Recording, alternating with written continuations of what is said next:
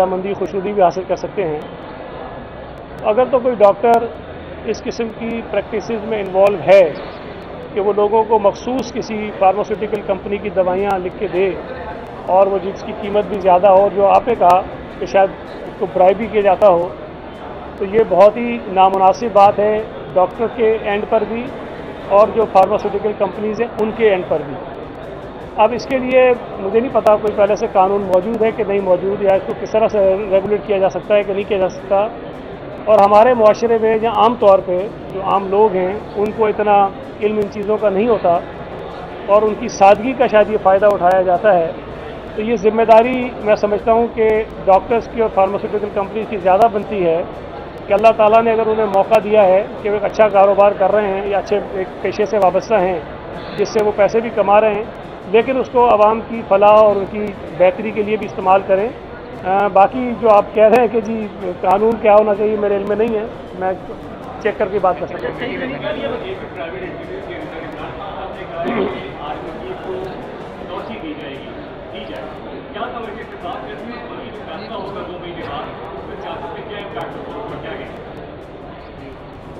खान साहब की वैसे तो सारी बातें ही बेतुकी होती हैं, माशाल्लाह ये बात भी उतनी बेतुकी जितनी और होती है। एक बात मुझे समझ नहीं आती जब वो कहता है कि जी ये हुकूमत कैसे जो है वो किसी आर्मी चीफ को अपॉइंट करेगी। इस मुल्क में अपॉइंटमेंट सिर्फ आर्मी चीफ का नहीं होता, लातादाद अहम अपॉइंटमेंट्स होते हैं जो हुकूमतें वक्त करती हैं और कानून और आइन के मुताबिक करती हैं। और जब वो कहता है कि ये किसी को लेकर आ जाएंगे अपने आर्मी चीफ को, तो वो सईद गनी को तो लगाएंगे नहीं, राना सनाउल्लाह को तो लगाएंगे नहीं, शजीर मेमन को तो लगाएंगे नहीं आर्मी चीफ। आर्मी चीफ अगर कोई शख्स लगेगा तो पाकिस्तान की फ़ौज के जो सीनियर तरीन लेफ्टिनेंट जनरल्स हैं उन्हीं में से किसी ने लगना है। तो हुकूमत के पास चॉइस जो है वो लामहदूद नहीं होती और उनके पास ये आज़ादी नहीं होती कि वो जिसको चाहें जहाँ से उठाएं आर्मी चीफ लगाते हैं, ऐसा नहीं है। ये इमरान खान की जो बात थी मैं समझता हूँ कि इंतहाई काबिल मज़म्मत थी और ये उस पूरे बयानिए का हिस्सा थी जो वो पाक फ़ौज के अंदर एक निफाक और एक डिवीज़न पैदा करने की कोशिश कर रहा था। शहबाज गिल उसका हिस्सा है और बहुत सारे इवेंट्स हैं जिस पर उन्होंने ये बात कही इस तरह की। मैं ये समझता हूँ कि इस मुल्क में आइन और कानून की बालादस्ती होनी चाहिए। जो भी शख्स आइनी तौर पर वज़ीर आज़म के ओहदे पर फाइज है, आइन ने जो जो उसको इख्तियारात दिए हैं वो इख्तियारात उसको इस्तेमाल करने से कोई एक शख्स नहीं रोक सकता। आर्मी चीफ की तैनाती वक्त पर होनी चाहिए और हुकूमत वक्त को करनी चाहिए। इमरान खान के पास आइनी तौर पर, अखलाकी तौर पर ये कोई जवाज़ नहीं है कि उनकी से उनका मशवरा भी शामिल हो कि जी किसको आर्मी चीफ लगाया जाना चाहिए।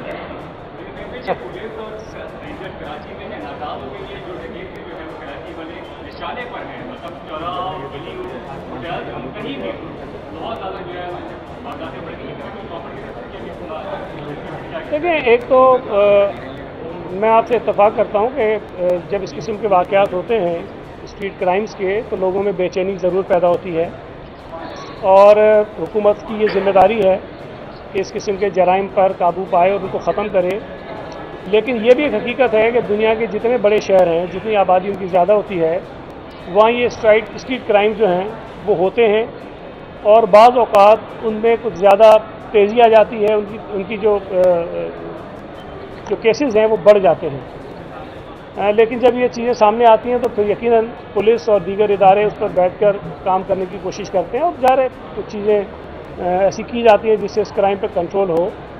और मुझे उम्मीद है कि इस मरतबा भी जो थोड़ा सा राइज़ आया है स्ट्रीट क्राइम में, उसको कम करने के लिए पुलिस कोशिश कर रही है।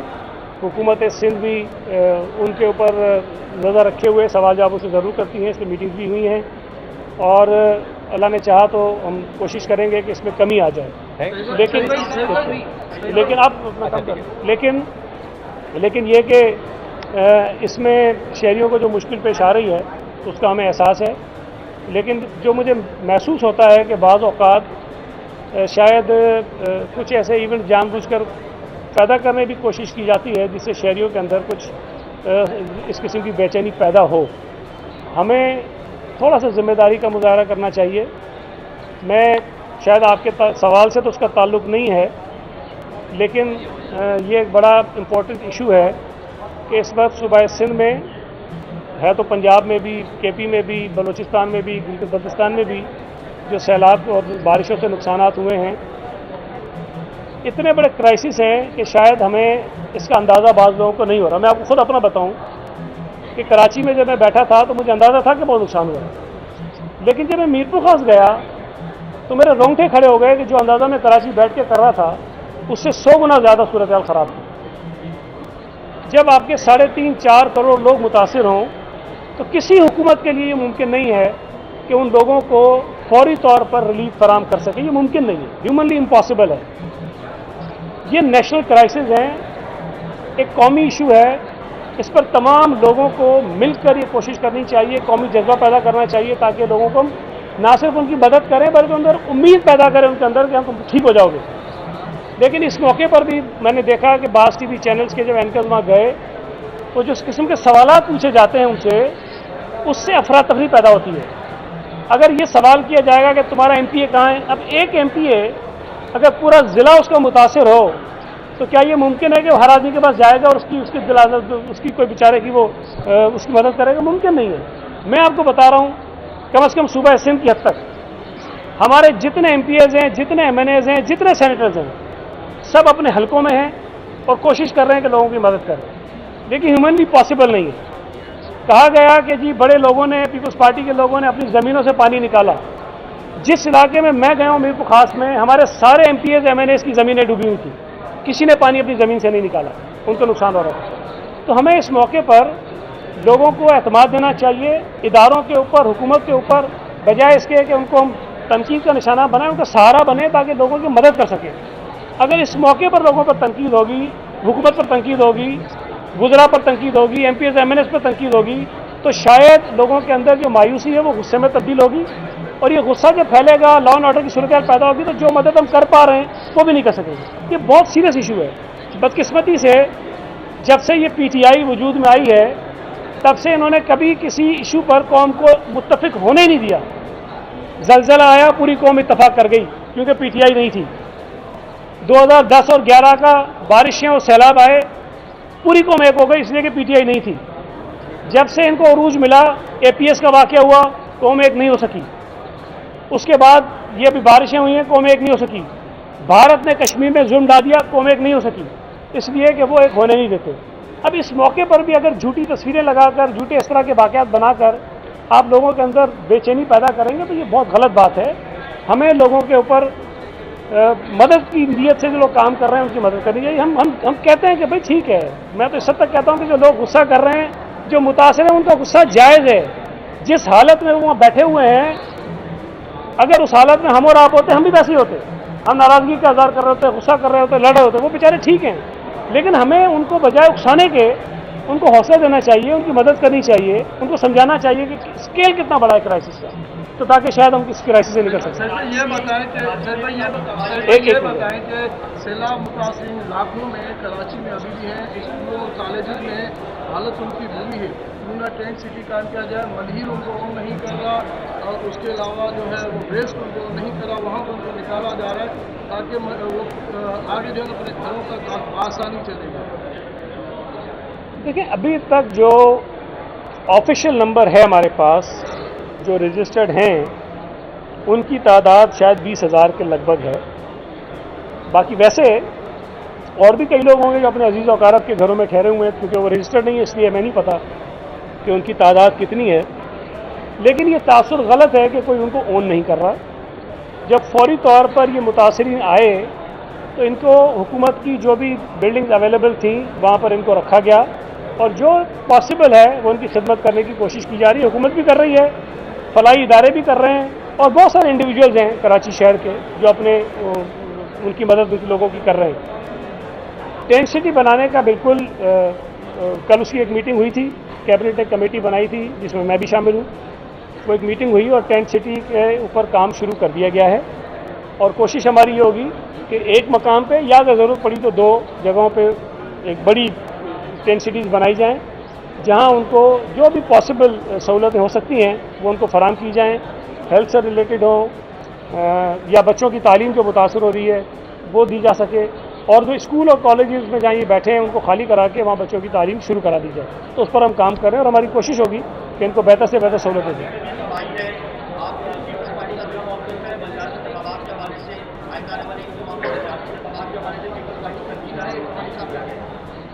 देखिए, पहली बात तो ये है कि कराची में बिल्कुल बारिशों से बहुत नुकसान हुआ, लेकिन अल्लाह का शुक्र है कराची में वो सूरत हाल नहीं है जो सूबा सिंध के 23 डिस्ट्रिक्ट्स में है।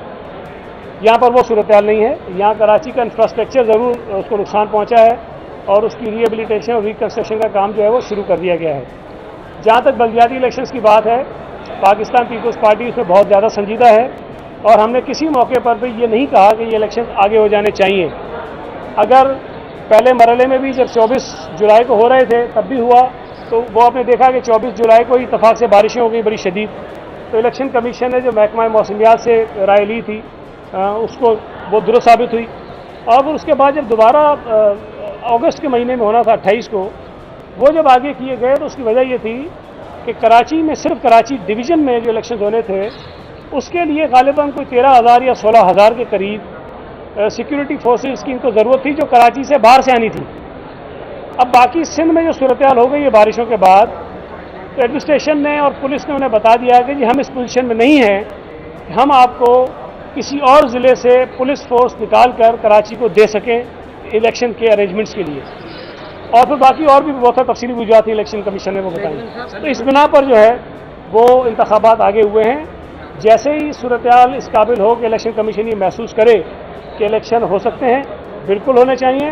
और हम तो बहुत ज़्यादा अपसेट थे इसलिए कि हमारी तवक्को ये थी कि कराची में हमारा रिजल्ट पिछले के मुकाबले ज़्यादा बेहतर होगा। सैयदनी साहब, मेरा एक सवाल है कि पीपल्स पार्टी का मशहूर है रोटी कपड़ा और मकान, उसके तहत आप ये जो सैलाब मुतासिरीन बेघर हो गए हैं वहाँ जिनकी ज़मीनें नहीं है वहाँ, इनको आप यहाँ कराची में आबाद करने का कोई प्रोग्राम पर गौर कर रहे हैं?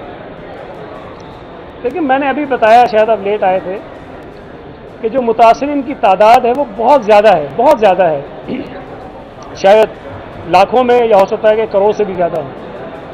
और ये किसी भी हुकूमत के लिए मुमकिन नहीं है कि उनकी आबादगारी जो है वो फौरी तौर पर कर सके, उनको घर बना के दे। और ये भी मुमकिन नहीं है कि 1 करोड़ लोगों को आप जो है वो कराची शहर के अंदर आबाद कर दें। ये बहुत बड़ा नंबर होता है, ये मुमकिन नहीं है। हुकूमत सिंध जो इमदाद कर सकती है, पहले तो जाहिर है कि वो सड़कों पर बैठे हुए हैं, उनको टेंट्स फराहम करना चाहते हैं, उनको खाना देना चाहते हैं, उनके ज़मीनों पर जो पानी है उसको निकालना चाहते हैं ताकि वो इस पोजीशन में हो कि उनकी ज़मीनें आबाद हो सकें और जो लोग अपना घर बनाना दोबारा चाहते हैं उनको घर बनाने में उनकी मदद कर सकें। इसमें बैनुल अक़वामी इदारे भी हमारी मदद कर रहे हैं। और बाकी अगर कोई आदमी कहीं और रहना चाहता है तो हुकूमत के लिए शायद ये मुमकिन नहीं होगा कि हम उनको घर बना के दें। अब वो उसकी अपनी मर्जी पर मुहित है कि कहाँ वो रहना चाहते हैं।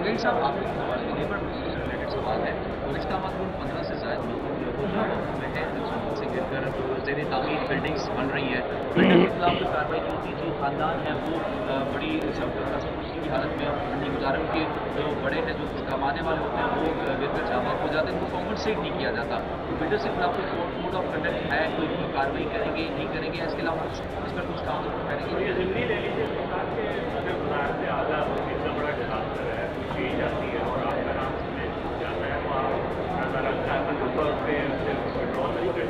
नहीं, पहली बात तो ये है कि ऐसी कोई चीज़ अंडर कंसिडरेशन नहीं है। चीफ मिनिस्टर मुराद अली शाह बहुत काबिल आदमी हैं, अहल आदमी हैं और बहुत बेहतरीन अंदाज से सूबे के मामला को वो चला रहे हैं।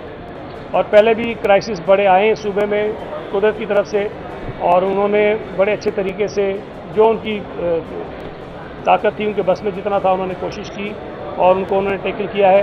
मुझे उम्मीद है कि इस वक्त भी जो सैलाब और बारिश से लोग मुतासिर हैं, क्राइसिस बहुत बड़े हैं लेकिन इंशाअल्लाह ताला हम उसको हैंडल कर जाएंगे। जो दूसरी जो असल इनका सवाल था, ये आपने तो एग्जैक्ट नंबर बता दिया, मुझे एग्जैक्ट नंबर याद नहीं है, लेकिन मुख्तलिफ वाक़यात इस तरह के हमारे सामने आए हैं और जो भी वाक़यात सामने आए हैं उस पर कानून के मुताबिक कार्रवाई हुई है।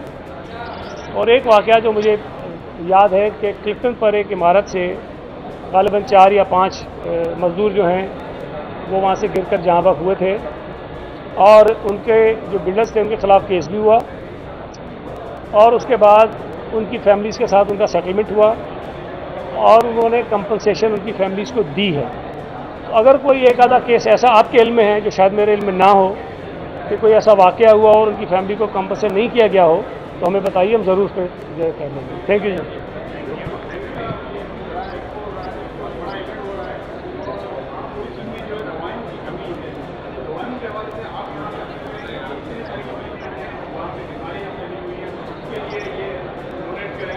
मेरा ख्याल है कि इस वक्त भी मेरी इस अपील से पहले भी जिसके बस में जितना है लोग कर रहे हैं, और मैं तो इस बात को वेलकम करता हूँ। ख़ास तौर पे कराची शहर से जितनी इमदाद लोगों ने भेजी और भेज रहे हैं, वो सब काबिल तारीफ़ है। और मुझे उम्मीद है कि जो फार्मास्यूटिकल इंडस्ट्री से वाबस्ता लोग हैं, उनको शायद ये बताने और कहने की ज़रूरत नहीं होती कि इस किसी को क्राइसिस में किस तरह मदद की जाती है। लेकिन आप कह रहे हैं तो मैं क्या भी दूँगा।